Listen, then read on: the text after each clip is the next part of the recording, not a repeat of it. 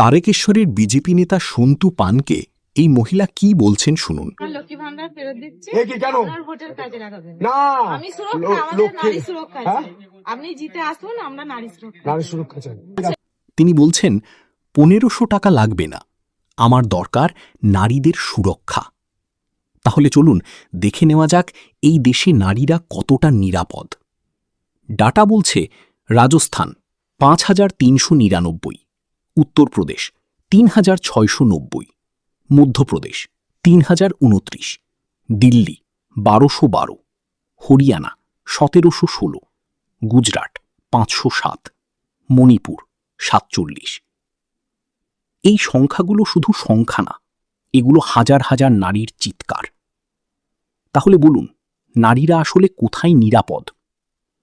প্রতিশ্রুতি না, এখন দরকার আসল পরিবর্তন।